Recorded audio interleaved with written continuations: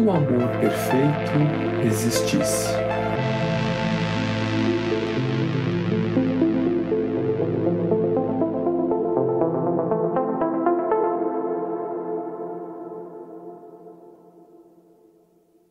Era um despretensioso cochilo vespertino no sofá da sala de atendimento, enquanto aguardava minha próxima cliente, que vinha para sua primeira consulta. Entrei em alfa e no estado hipnagógico, aquele estado intermediário entre vigília e sono, uma sucessão de imagens no estilo videoclipe deslizou holograficamente na minha tela mental. Observava com curiosidade, mas sem conseguir identificar qualquer sinal que me guiasse em meio àquela população de símbolos que povoavam a minha mente. Até que reconheci Anki, a cruz egípcia que simboliza a eternidade. Instantaneamente, o campo se abriu, hiperlinks se ativaram e hiperconexões se estabeleceram. Daí, entrei numa frequência cerebral de ondas θ, e o foco mental concentrou-se num holograma memória que pulsava em dourado. Ao clicá-lo, com a força da intenção, a história se revelou. Eu podia ver, perceber e sentir sinestesicamente, como se realmente estivesse lá, mas eu não estava. Era apenas a visão clarividente que acessava aquela memória e me transmitia a sensação de vivenciá-la em tempo real. Estava aos pés da escadaria que conduzia à escola. Lá no topo, luminosa, deslumbrante e vestal, Kim, encarnada na pele de uma menina, me esperava.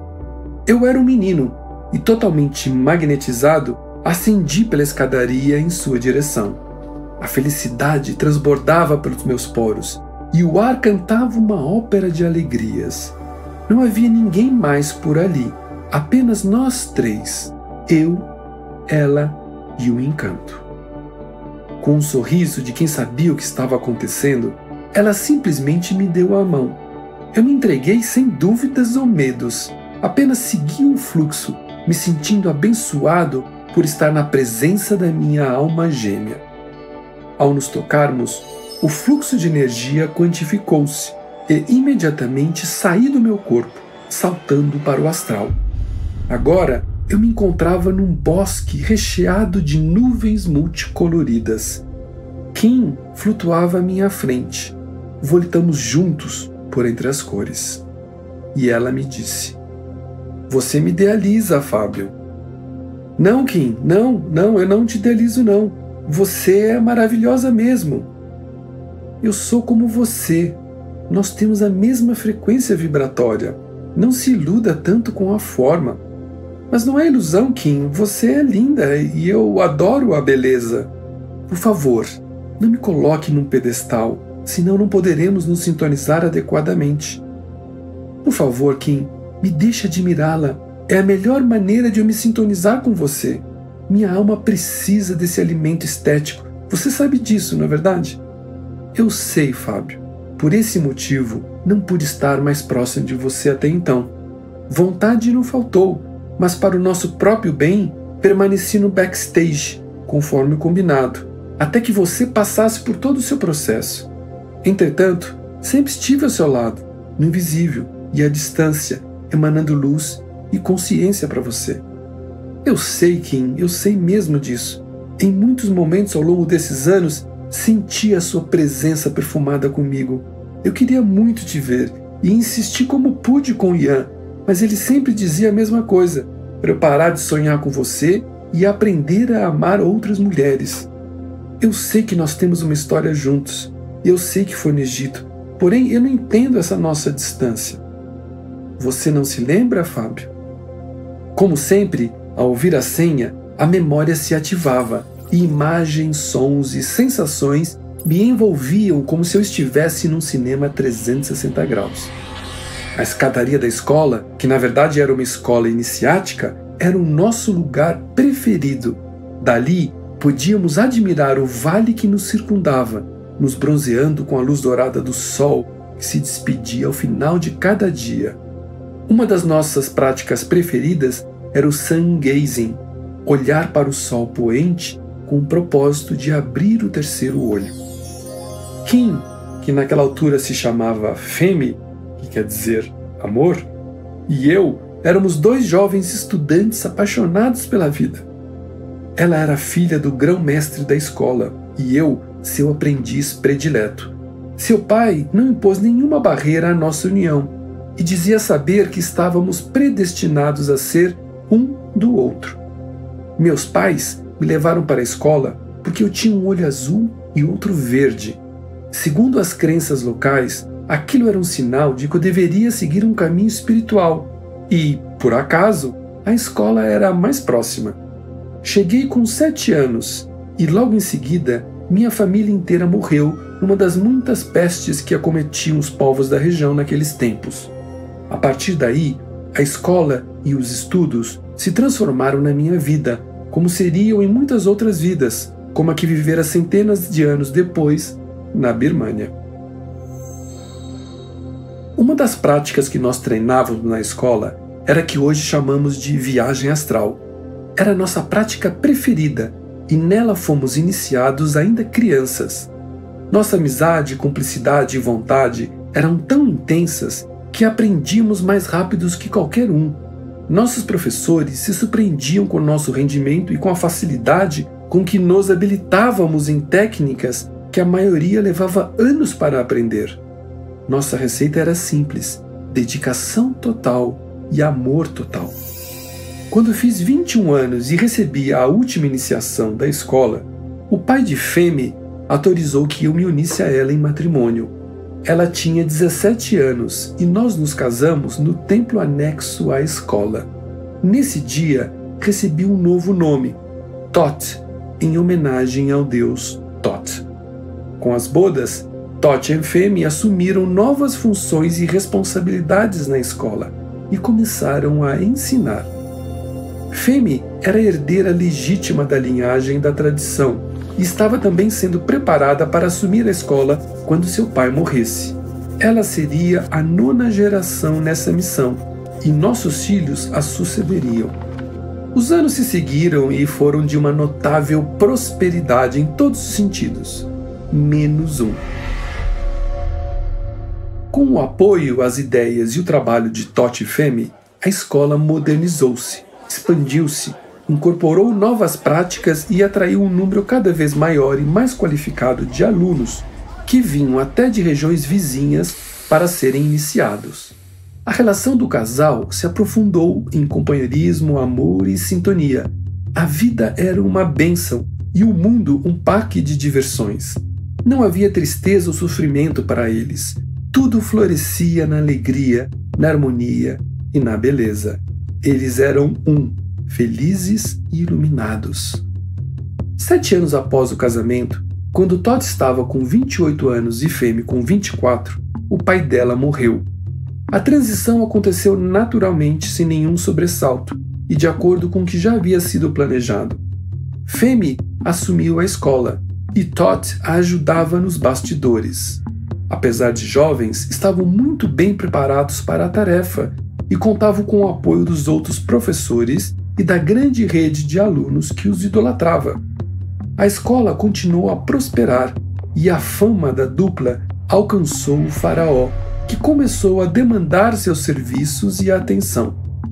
O crescimento da escola era um dilema para eles, que preferiam continuar ocultos e tranquilos, mas o destino tinha outros planos e eles não tinham outra escolha diante do chamado do faraó. O reconhecimento, o sucesso e o poder foram inevitáveis, e junto com eles vieram a inveja, o ciúme, a maldade, a falsidade e as bruxas que gravitavam na corte. Tudo isso era desconhecido para o casal, que até então vivia fechado numa realidade protegida e completamente alheio à loucura humana que circundava o poder. Mas nada disso seria um problema se não houvesse um mistério rondando a vida do casal desde o matrimônio. Mistério que não conseguiram resolver, apesar de todos os esforços. Femi já estava com 26 anos, naquela época já era muito, e casada há 9, e até então não engravidara. Fizeram todas as magias que sabiam, consultaram os especialistas da época, e tudo indicava que estavam perfeitamente bem para ser pais. Mas conforme os anos passaram, e embora tentasse disfarçar, Femi ficava cada vez mais angustiada com esse fato. Afinal, a sucessão da escola estava em jogo e todo o peso da tradição se fazia presente. Totti já considerava a adoção, mas Femi não, pela crença na importância fundamental da genética. Totti considerava a genética espiritual tão importante quanto a biológica, mas a tradição não era essa, e Femi era uma defensora integral da tradição herdada de seu pai. Totti não concordava, mas respeitava, e não conseguia enxergar alguma solução a não ser esperar, pois acreditava que em algum momento a cura milagrosamente aconteceria. Femi não queria mais esperar. O relógio biológico girava sem parar e a loucura começou a ocupar sua mente, molécula por molécula. Pela primeira vez, eles estavam discordando de algo, e essa discórdia transformou-se numa desastrosa operação que resultou na implosão do que haviam construído juntos.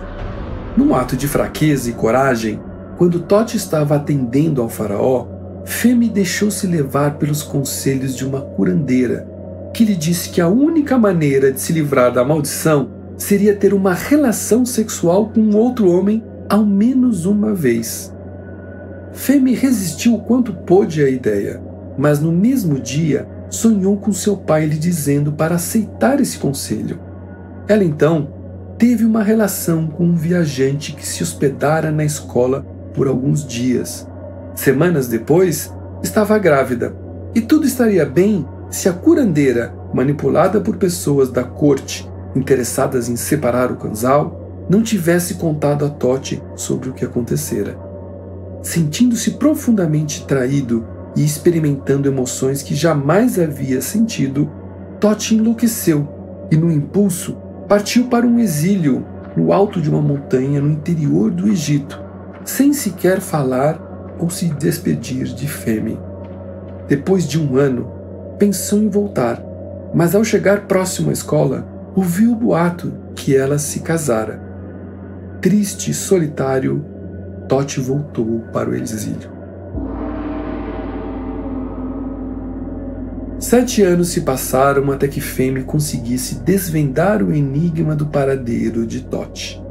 E junto com seu filho, Xizizi, que quer dizer segredo, foram ao encontro de Totti, que ao ver os olhos do garoto, um azul e outro verde, compreendeu o que se passara e disparou a chorar de amor e arrependimento. O casamento de Femi era de fachada, apenas para cumprir burocracias da escola, e ela nunca mais se relacionara com homem algum. Totti voltou para a escola, continuou sua parceria espiritual com Femi e foram felizes para sempre. Às vezes acontece.